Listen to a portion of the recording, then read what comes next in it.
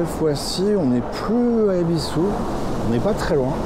On est dans un quartier qui s'appelle Nakameguro. Donc c'est aussi le nom de la gare. Vous avez compris que souvent le quartier s'appelle comme la gare.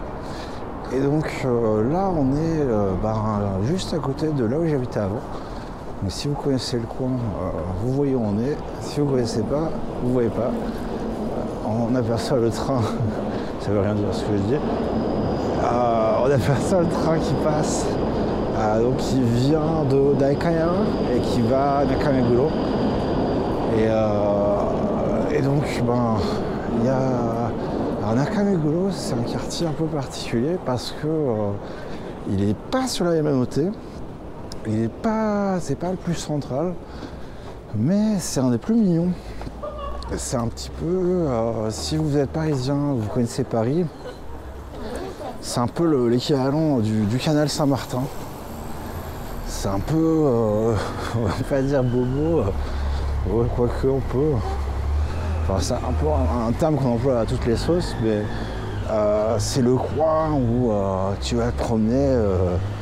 Tu vas te promener avec ta meuf, tu vas kiffer, tu vas faire une petite promenade romantique, peut-être boire un petit café, un petit thé ou boire un demi au bord de la rivière.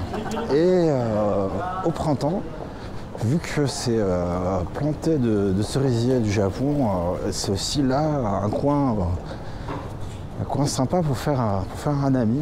Donc picoler sous les cerisiers en fleurs. Alors là, je m'arrête là un instant pour, vous voyez le truc avec tous les lampions là, ça s'appelle Otaru. Et donc c'est un izakaya, mais alors ultra cheapos, dans les souvenirs en tout cas. Tout ce qui est boisson, c'est pas cher du tout. La bouffe est un peu plus chère. Et donc c'est des mamies japonaises qui tiennent ça d'une main de fer. Par contre tout le staff c'est pas des personnes japonaises. Et donc les mamies sont assez dures visiblement. Là on passe en dessous de la voie ferrée, donc c'est pour ça que vous entendez peut-être le train. Et donc vous voyez la gueule que ça, alors avant, le dessous de la voie ferrée, il n'y avait rien du tout. Et depuis quelques années, on passera peut-être, ils ont aménagé, donc il y a Starbucks évidemment, il y a toutes ces merdes. Mais à l'époque, alors là, voilà, c'est un tout petit select shop, tout mignon. Donc du resto, de la galerie d'art. Ça c'est Aloha, donc ouais, hawaïen coréen. Il y a aussi des coiffeurs, des bars à vin biologique ou pas, enfin plein de petits, encore une fois beaucoup de restaurants, c'est une constante je crois dans les endroits où je vous emmène. Et donc là, les cerisiers, ils sont pas encore, c'est pas encore ça, encore, je dirais encore 2 mois. Enfin, ça va commencer peut-être à pointer le bout de son nez d'ici 1 mois si je suis pas trop froid. Et en général, début avril, c'est là que ça commence. Donc le truc blanc là, c'est un Tokyo Store, donc c'est un supermarché.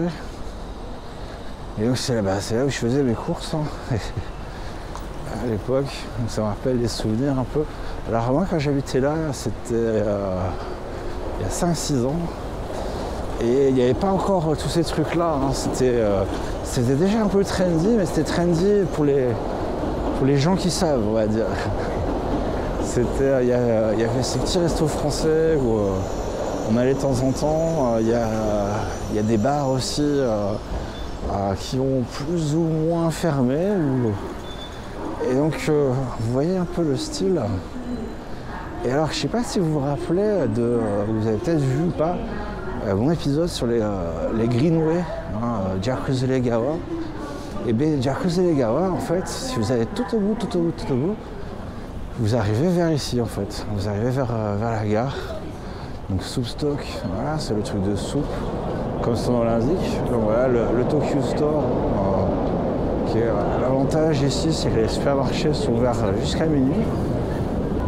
Un Tsutaya un peu trendy, et passons au milieu, comme ça vous verrez un peu. Donc voilà, c'est ça se gentrifie à vitesse grand V à l'époque. Hein, à part quelques galops qui essayaient d'attirer le client.